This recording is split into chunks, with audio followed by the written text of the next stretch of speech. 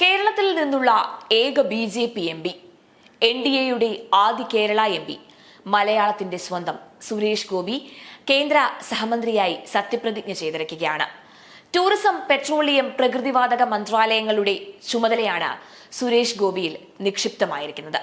മന്ത്രി പദവിയുമായി ബന്ധപ്പെട്ടുയർന്ന ചർച്ചകൾക്കും ആരോപണങ്ങൾക്കും എല്ലാം വിരാമമിട്ടുകൊണ്ടാണ് ഇന്ന് 10 മണിയോടെ സുരേഷ് ഗോപി പെട്രോളിയം മന്ത്രാലയത്തിലേക്ക് എത്തിയത്. മന്ത്രി ഹർസിംഗ് പൂരിയും ഉദ്യോഗസ്ഥരും പൂച്ചെണ്ട് നൽകി അദ്ദേഹത്തെ സ്വീകരിച്ചു. സിനിമയും രാഷ്ട്രീയവും ഒരുമിച്ച് കൊണ്ടുപോകും. തന്റെ സിനിമാ സെറ്റിൽ ഒരു ഓഫീസ് പ്രവർത്തിക്കും. കേരളത്തിലെ ടൂറിസം സാധ്യതകൾ പരമാവധി പ്രയോജനപ്പെടുത്തുമെന്നും ടൂറിസം പെട്രോളിയം സഹമന്ത്രിയായി ചുമതലയേറ്റ ശേഷം സുരേഷ് ഗോപി പ്രതികരിച്ചു. രജിസ്റ്ററിൽ ഒപ്പുവെച്ച സഹമന്ത്രിയായി ചുമതലയേറ്റു. തൊട്ടുപിന്നാലെ ടൂറിസം മന്ത്രാലയത്തിലുമെത്തി ചുമതല ഏറ്റെടുത്തു. സിനിമയും മന്ത്രി എന്ന നിലയിലുള്ള ചുമതലകളും ഒരുമിച്ച് കൊണ്ടുപോകും എന്നാണ് അദ്ദേഹം ആദ്യം പ്രതികരിച്ചത്. സംസ്ഥാനത്തെ ടൂറിസത്തിന്റെ സാധ്യതകൾ പരമാവധി പ്രയോജനപ്പെടുത്തുമെന്നും ഉറപ്പ്. കേരളത്തെ സംബന്ധിച്ചിടത്തോളം ഏറ്റവും സുപ്രധാനമായ വകുപ്പുകളിൽ ഒന്നാണ് ടൂറിസം.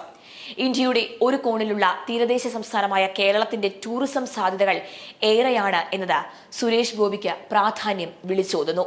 പച്ചപ്പിലും ഹരിതാഭയിലും ഒതുങ്ങി നിൽക്കുന്നതല്ല കേരളത്തിലെ ടൂറിസം സാധ്യതകൾ. തീർത്ഥാടക ടൂറിസം മുതൽ തീരദേശ ടൂറിസം വരെ ഒട്ടനവധി സാധ്യതകളുള്ള നാടാണ് കേരളം.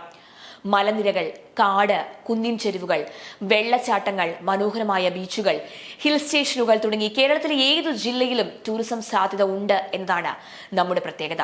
എന്നിരുന്നാലും സംസ്ഥാനത്തിന്റെ ടൂറിസം വകുപ്പ് കൈകാര്യം ചെയ്തവർ ആർക്കും തന്നെ ഒരു പോസ്റ്ററുകൾ അടിക്കുന്നതിനപ്പുറം ടൂറിസം മേഖലയിൽ കാര്യമായ മുന്നേറ്റം നടത്താൻ കഴിഞ്ഞില്ല എന്നതാണ് ഒരു യാഥാർത്ഥ്യം. ഒരു ദിവസം കൊണ്ട് കേരളം മുഴുവൻ കാണാം എന്ന പ്രഖ്യാപനവുമായി ആരംഭിച്ച ഹെലി ടൂറിസം കേരളത്തിന്റെ സംസ്കാരവും പാരമ്പര്യവും വിളിച്ചോതുന്ന തീർത്ഥാടന കേന്ദ്രങ്ങൾ കൂടുതൽ സഞ്ചാരികളിലേക്ക് എത്തിക്കുക എന്ന ലക്ഷ്യത്തോടെ ടൂറിസം വകുപ്പ് ആരംഭിച്ച മൈക്രോ വെബ്സൈറ്റ് പദ്ധതി, ആഭ്യന്തര വിദേശ ടൂറിസ്റ്റുകളെ ലക്ഷ്യമിട്ട് തുടങ്ങിയ കാരവൻ ടൂറിസം, ബീച്ചുകളിൽ ആരംഭിച്ച ഫ്ലോട്ടിംഗ് ബ്രിഡ്ജുകൾ തുടങ്ങി എല്ലാ ടൂറിസം പദ്ധതികളും വെള്ളത്തിൽ വരച്ച വരയായി മാറിയിരിക്കുകയാണ്. വമ്പൻ പ്രഖ്യാപനത്തോടെ PA മുഹമ്മദ് റിയാസ് തുടങ്ങിവെച്ച ഒട്ടുമിക്ക ടൂറിസം പദ്ധതികളും പ്രഖ്യാപനങ്ങൾ മാത്രമായി എങ്ങുമെത്താതെ അവസാനിച്ചു. അതും തുടങ്ങിയതിനേക്കാൾ വളരെ വേഗത്തിൽ.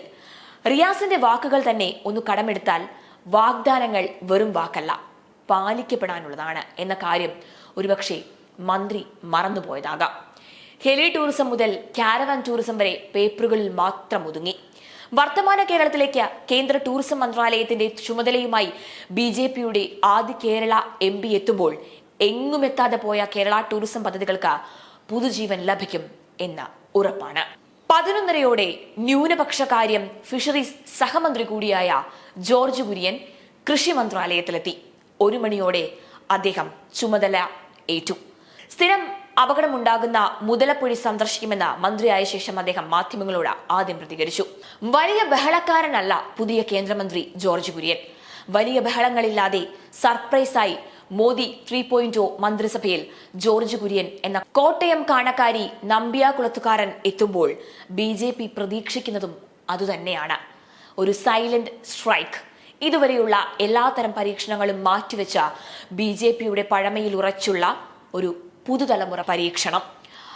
ജോർജ് കുര്യൻ എന്ന BJP സംസ്ഥാന ജനറൽ സെക്രട്ടറിക്ക് കേന്ദ്രമന്ത്രി പദവി നൽകുന്നത് വഴി BJP നേതൃത്വം ലക്ഷ്യമിടുന്ന വഴികൾ പലതാണ്. കേരളത്തിന് ഏറെ സുപ്രധാനമായ ടൂറിസം, ഫിഷറീസ് വകുപ്പുകളിൽ മലയാളികൾ എത്തുന്നത് സംസ്ഥാനത്തിന് ഏറെ പ്രതീക്ഷ നൽകുന്നതാണ്. ഈ 2 മേഖലയിലും മലയാളി മന്ത്രിമാരുടെ ഇടപെടൽ ഗുണം ചെയ്യുമെന്ന് നമുക്ക് പ്രതീക്ഷിക്കാം.